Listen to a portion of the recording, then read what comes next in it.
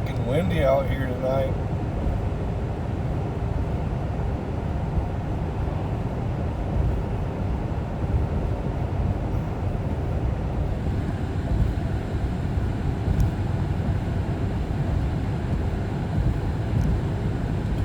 Supposed to be warming up the next couple of days, but anytime that happens, we just get fucking hammered with wind from the south coming up from Lake Michigan, and it's wild. Wind just really catches you. See what it does to some of the semis driving around up here. Can really catch you off guard, but at least the road's plowed and salted. It's not all ice the fuck over. It was pretty icy the other day when I took the Oldsmobile for a ride.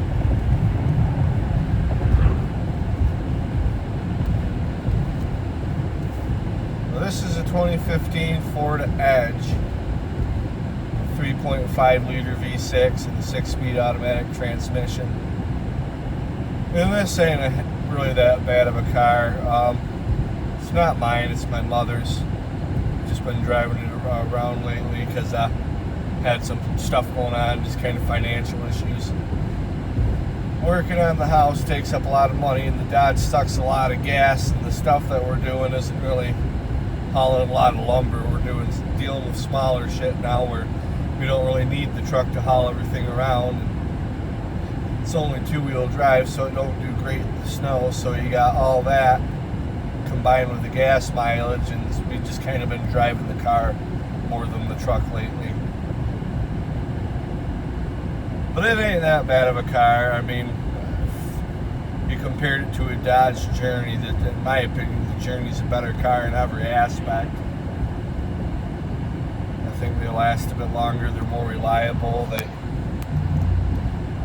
don't really fall apart so fast. The body on this car, the plastics in the interior, it's starting to kind of vibrate and have issues on longer trips. And the transmission, if you don't drive it in sport mode and shift it with a paddle shifter on the side, it doesn't really do so bueno. It keeps wanting to, when you go up a hill or something, even like a small incline like we are right now, it doesn't know if it wants to be in 4th or 5th, so it shifts in between the two of them real fast. And then, eventually that's gonna, build heat.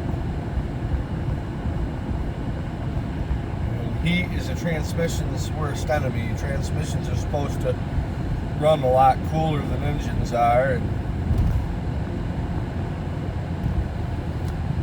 never had any of that problem with our Dodge Journey.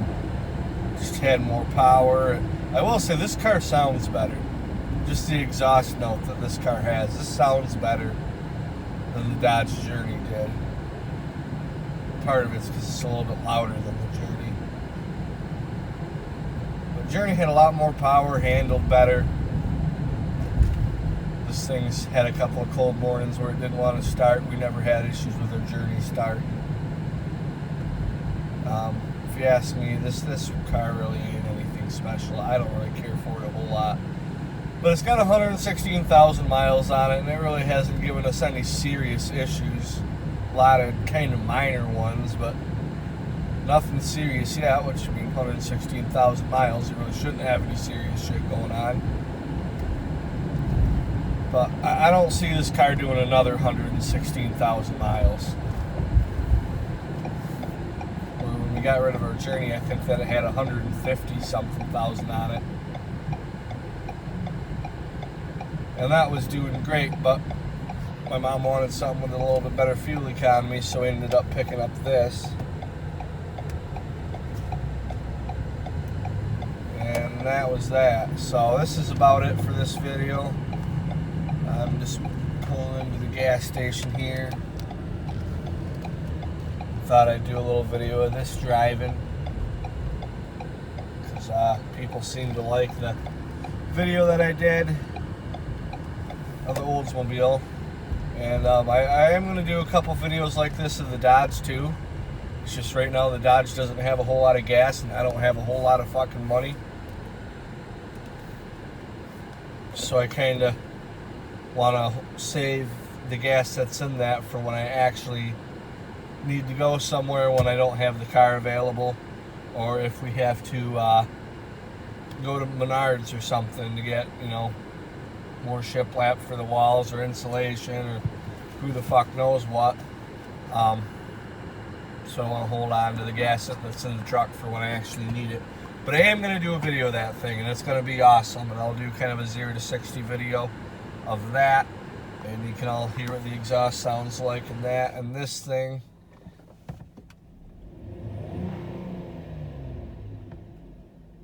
guy over here pumping gas looks at me like, what the fuck's your problem? But this thing actually sounds pretty good for being a V6. So, alrighty, that's it for this video.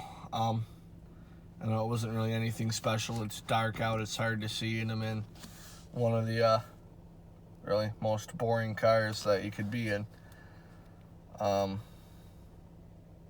Yeah, there's nothing entertaining about this. I mean, it's got some power once you get like above 4,000 RPM. You get right above that, and then you got about 2,000 RPM of power band. But it ain't good for a vehicle, let alone a vehicle with a pretty much a mostly aluminum fucking engine. It's just not good to be revving above 4,000 RPM all the time. You want to be revving between, you know, 2 and 3,500 when you shift. And yeah, some vehicles can handle the higher revs better than others, but still, that's not the point. Not good for it to be driving around everywhere with the pedal to the floor, and that's the only time you can have any fun in this thing. The only impressive thing about it is the way it sounds when your foot's like right on the floor. And the paddle shifters. Yeah, your plus and your minus, upshift and downshift. I mean, that's cool. I like that system better than the like slapstick thing on the Journey where you'd pull the shifter back and, you know, smack it from side to side for upshifting and downshifting. I do like this system better, but I don't know. Overall, I like the Journey a lot better. There's a lot of vehicles that I'd probably recommend over this one, but if you find one of these for sale and it's a good deal, you know, and you need a newer vehicle that you know is going to be fairly reliable. You know, if you find one with lower miles, I'm not going to tell you not to get one. I mean, they're fairly dependable. Like I said, 116,000 miles. And hasn't significantly let us down. So that's pretty much all I got to say about this car. So, all right, thanks for watching. I'll have a drive video of the Dodge coming up soon and a few other videos. Still waiting on parts to get the quad fixed. That's taking fucking forever. So, all right, peace out.